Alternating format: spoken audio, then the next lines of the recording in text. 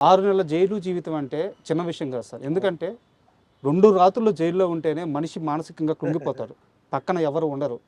అయిన వాళ్ళు ఉండరు. పలకరించే వాళ్ళు ఉండరు.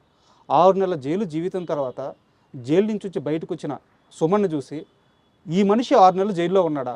ఏంది ఇంత ఫ్రెష్‌గా ఉన్నాడు? అంటే ఒక మల్లె పువ్వులాగా తిరిగొచ్చారంట. ఆ 6 నెలల కాలంలో ఫిజికల్‌గా గానీ, మెంటల్‌గా గానీ మీరు స్ట్రాంగ్‌గా ఉండడానికి జైల్‌లో ఏం చేశారు? First point karate sir.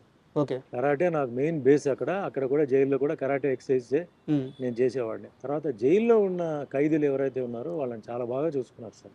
ఖైదీలా? ఎప్పుడు నేను అందుకే సెక్యులరిజం అనేది నాకు చిన్నప్పుడు సెక్యులరిజం నేను పుట్టింది హిందూ ఫ్యామిలీ. నా పక్క ఇల్లు ముస్లిమ్స్. హ్మ్. మా అమ్మగారు కాలేజ్ ప్రొఫెసర్. ఆవిడ ఊటీకి వెళ్ళేటప్పుడు పక్క ఇల్లు వాళ్ళని చూసుకోమని చెప్పేసి వెళ్ళేవారు. నేను ముస్లిం భోజనాలు వారం రోజులు తినేవాడిని. I studied in a Christian school. Sir.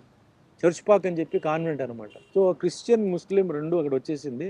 స్కూల్లో నాకు Parsi friends, Buddhist friends, Jain friends ఉండేవారు. సో పక్కా సెక్యులర్ దీంతోనే నేను పెరిగాను.